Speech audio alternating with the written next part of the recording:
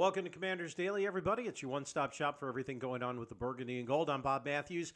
Don't forget, hit that like and subscribe button so you don't miss a day of our coverage. Commanders off all weekend. It was a very quiet Sunday for them, healing up and trying to, reboot after the 27-18 loss to the Packers in Green Bay.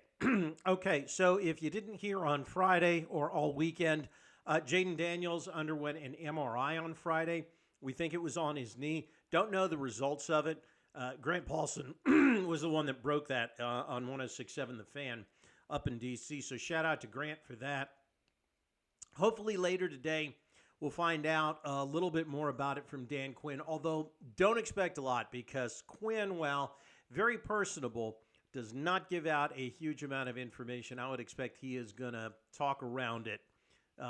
Saying that they did it for precautionary reasons and they'll just have to see going through the week. So also, don't freak out either on Tuesday or Wednesday if you see Jaden on the injury report. I got a feeling he'll be on the injury report all week long.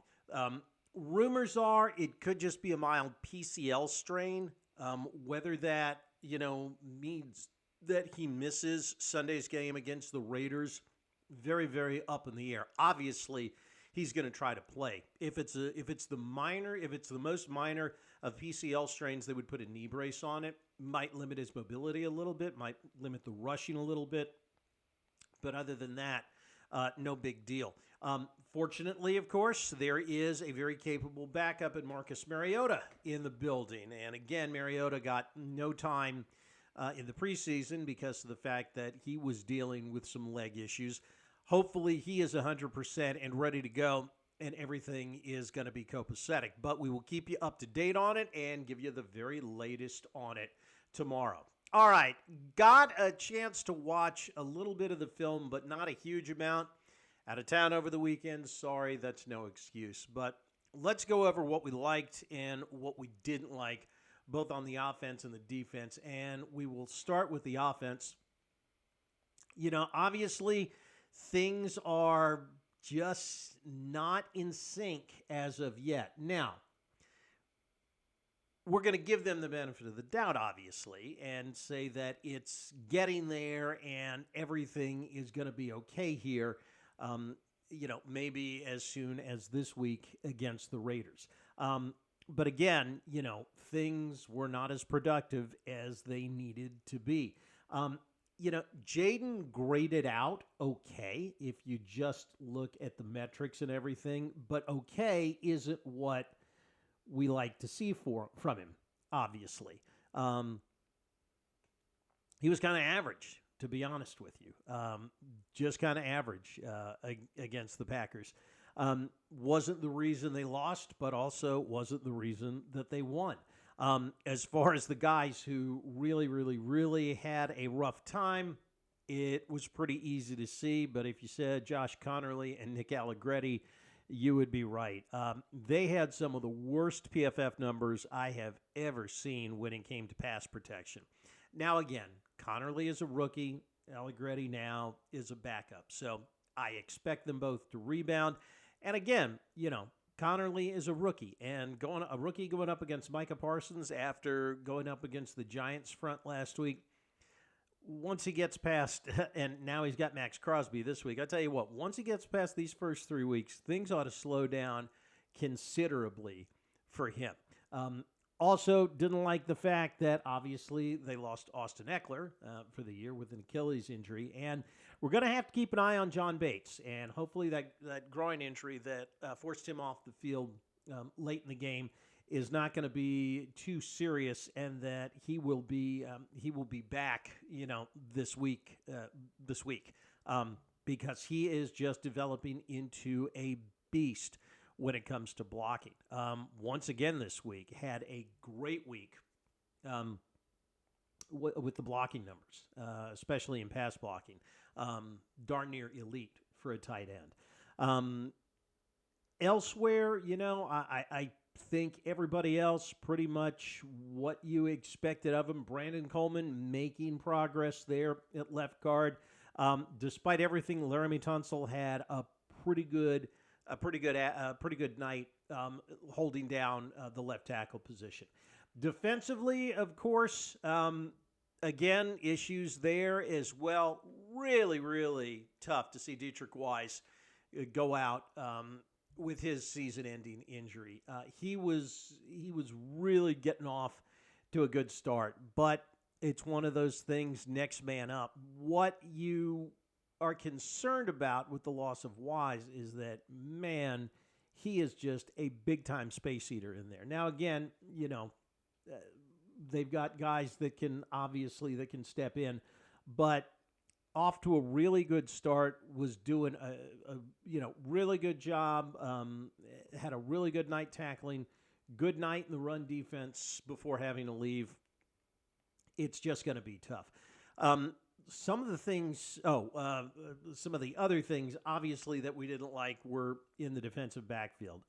Rough night for Mike Sanders still. Really rough night, obviously, for Marshawn Lattimore. Marshawn was thrown at, I think, 6 times and gave up 5 receptions. It was, this was definitely a step back for him. Yeah, 6 targets, 5 receptions, and he allowed 84 yards of offense, 16.8 per catch, as well as 15 yards of yak yardage. So not a great night for Marshawn.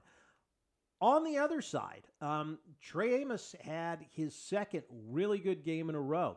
And, while Lattimore drew, you would think he would draw the majority of the coverage. He really didn't. Amos was thrown at 4 times. So only a couple more times did his guy get thrown to than Lattimore's. And he only gave up 1 reception. So I think it's really, it's very positive that Amos is turning into a cornerback that this team can rely on. Obviously, there are, huge issues both offensively and defensively. The main thing was, and I think the main takeaway from this game, is that Green Bay just looked better in every facet of the game. I don't want to say the Commanders looked overmatched. I don't think they were overmatched. They just weren't as good. That's what the eye test said to me. How that manifests itself going forward, we don't know. It's a week-to-week league. I'm not going to panic about it too much right now.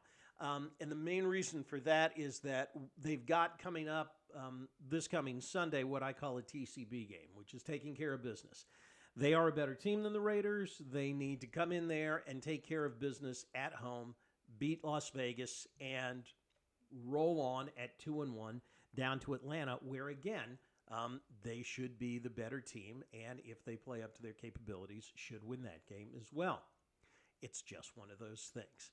All right, finally, let's go ahead and hit the mailbag. I asked y'all for comments after the game on Thursday night. So once again, I will ask you, you've had a weekend to think about it. What do you think? Have you changed your thoughts about what you saw at all? Shout out to Terry Windsor, at Terry Windsor 9779. Sometimes you got to hold your hands up and admit they outplayed us in just about every department. Outplayed, outcoached. We seem to be slow out of the blocks from the start. They had the advantage that they were at home, and 2 in a row helps them with their prep. If we are able to be contenders, we need to show we can compete on a regular basis with the big boys as well as at home. On a positive note, and Terry, thank you so much for all this. Let's see. On a positive note, we did better than the Lions against them. The final score was a whole lot closer than I thought it would be at halftime. Also, 2 field goals had gone in. It would have been a 3-point game.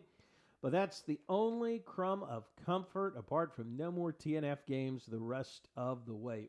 Terry, really good analysis. I cannot argue with anything on there. You're absolutely right.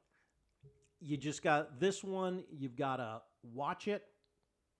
You have to take what you can from it, and then you have just got to flush it and say, that's it. We are moving on. Or as the hood used to say, we're on to Cincinnati. And shout out Donald Lewis, 1728. Don't mean to be nitpicky. Final score was 27-18, not 28-17. Donald, not being nitpicky at all. I appreciate the check there. Yeah, I transpose numbers sometimes, especially when I'm recording these things late at night. So thank you for that, my friend. I appreciate it. All right, that's going to do it for us. Hopefully have an update for you on Jaden tomorrow. Leave us a comment, like and subscribe, and like the wise man once said, if you're out on your bike tonight, as always, do wear white.